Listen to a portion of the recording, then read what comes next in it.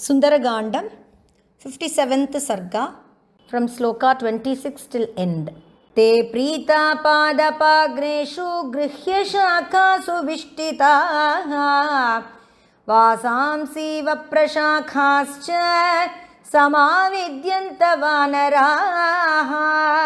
girigahvara sanlino yata garjati marutaha evam jagarja balavan Hanuman मारुतात्मजः तमब्रघण संकाशम् आपतन्तं महाकपिं दृष्ट्वा ते वानरा सर्वे तस्तुः प्राञ्जलयस्तदा ततस्तु वेगवान् तस्य गिरेर्गिरिनिभक्कपिः निपपाद महेन्द्रस्य शिखरे पादपाकुले हर्षेणापूर्यमानोऽसौ रम्ये पर्वतनिर्झरे छिन्नपक्ष इवाकाशात् पपात धरणीधरः ततस्ते प्रीतमनसः सर्वे वानरपुङ्गवाः हनुमन्तं महात्मानं परिवार्योपतस्थिरे परिवार्य च ते सर्वे पराप्रीतिमुपागताः प्रहृष्टवदनाः सर्वे तमरोगमुपागतम् उपायनानि च आदाय मूलानि च फलानि च प्रत्यर्चयन् हरिश्रेष्ठम् अरयो मारुतात्मजं विनेदुर्मुदिता केचित् किलिकिलास्तथा हनुमान् तु गुरून् वृद्धान् जाम्बवत् प्रमुखान् तदा कुमारमङ्गदं चैव सोवन्दत महाकपिः सताभ्यां पूजितः पूज्यः कपिभिश्च प्रसादितः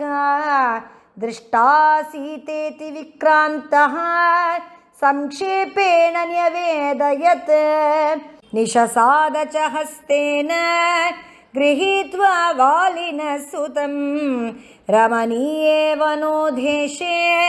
महेन्द्रस्य गिरेस्तदा हनुमानब्रवीत् दृष्टः तदा तान् वानरर्षभान् अशोकवनिका संस्था दृष्टा सा जनकात्मजा रक्ष्यमाना सुघोराभिः राक्षसीभिरनिन्दिता एकवेणीधरा बाला रामदर्शनलालसा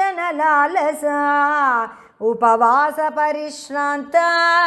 जटिला मलिना कृशा ततो दृष्टेति वचनं महार्तममृतोपमं निशम्य मारुते सर्वे मुदिता वानराभवन् श्वेलन्त्यन्ये नदन्त्यन्ये गर्जन्त्यन्ये महाबलाः चक्रुः किल किला मन्ये प्रतिगर्जन्ति चापरे केचित् उच्छ्रितलाङ्गूलाः प्रहृष्टा कपिकुञ्जराः अंजितायत दीर्घानि लाङ्गूलानि प्रविव्यदुः अपरे च हनुमन्तं वानरावारनोपमम्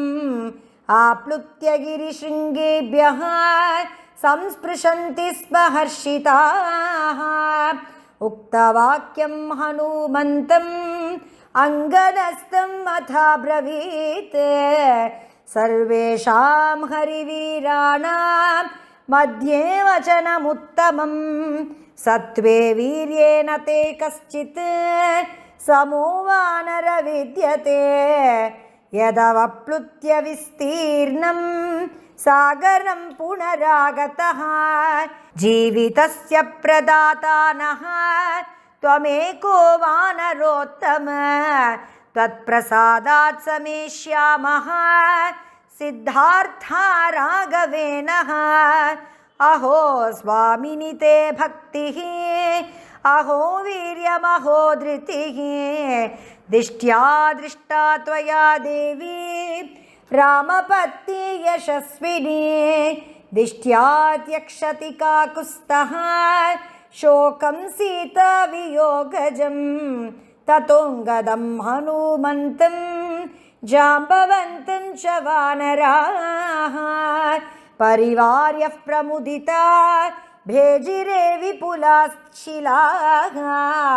उपविष्टा गिरेस्तस्य शिलासु विपुलासु च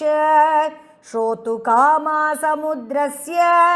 लङ्घनं वानरोत्तमाः दर्शनं चापि लङ्कायाः सीताया रावणस्य च तस्थुः प्राञ्जलयः सर्वे हनुमद्वदनोन्मुखाः